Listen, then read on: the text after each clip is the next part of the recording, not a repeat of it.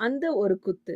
கிறிஸ்துவுக்குள் பிரியமானவர்களே, புகழ்பெற்ற NBA கூடைப்பந்து வீரரான ரூடி டாம் ஜோனோவிச் அவர்களின் விளையாட்டு வாழ்க்கை அந்த ஒரு குத்தால் கிட்டத்தட்ட முடிவுக்கு வந்தது.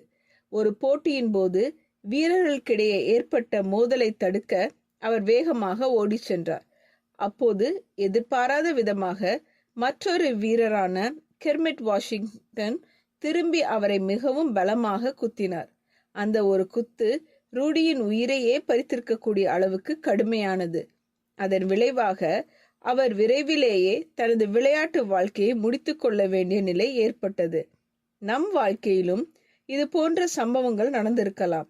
ஒருவர் கோபத்தில் பேசிய ஒரு வார்த்தை, செய்த ஒரு செயல் அல்லது ஒரு அநியாயம் அந்த கணக்கில் நடந்திருக்கலாம். அதன் காயம் பல ஆண்டுகளாக நம் இருதயத்தில் பதிந்திருக்கலாம். அந்த காயத்தை கசப்பாக வளர அனுமதித்தால் அது உங்கள் வாழ்க்கையை தொடர்ந்து ஆட்கொள்ளும். அந்த காயத்திலிருந்து உண்மையான சுகத்தை விடுதலையையும் பெறுவதற்கான ஒரே வழி மன்னிப்பு தான். அந்த குத்தை கொடுத்த வீரரை பற்றி ரூடி பின்னால் கூறிய வார்த்தைகள் மிகவும் சிந்திக்க வைக்கின்றன. அவர் சொன்னார், ஒருவர் என்னிடம் கெர்மிட்டை வெறுப்பது என்பது நானே விஷத்தை குடித்துவிட்டு அவர் இறந்துவிட வேண்டும் என்று எதிர்பார்ப்பதை போன்றது என்று சொன்னார்.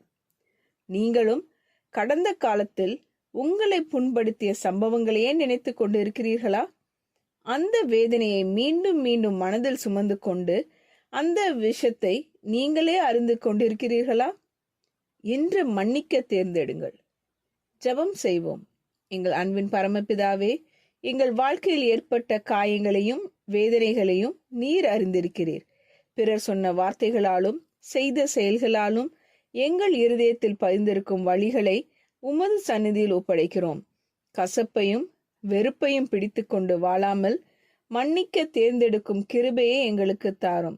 கடந்த காலத்தின் காயங்களை மீண்டும் மீண்டும் நினைத்து எங்கள் உள்ளத்தை நாங்களே வதைக்காமல் அவற்றை உமது கரங்களில் ஒப்படைக்கும் விசுவாசத்தை தாரும். உம்மை போல அன்பு கூறவும் நீர் எங்களை மன்னித்தது போல மற்றவர்களை மன்னிக்கவும் எங்களுக்கு உதவி செய்யும்.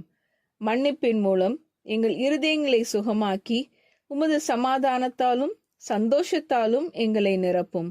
ஒவ்வொரு நாளும் உமது கிருபையில் நடந்து விடுதலையுடனும் சமாதானத்துடனும் வாழ எங்களுக்கு உதவி செய்யும். இயேசுவின் நாமத்தில் ஜெபிக்கிறோம் பரமபிதாவே, ஆமீன். இந்த மெசேஜ் 6 டிசம்பர் 2024 நான்சி டிமாஸ் வோல்கமோத் அவர்களின் இயேசுவை தேடி என்ற புரோகிராமிலிருந்து எடுக்கப்பட்டது.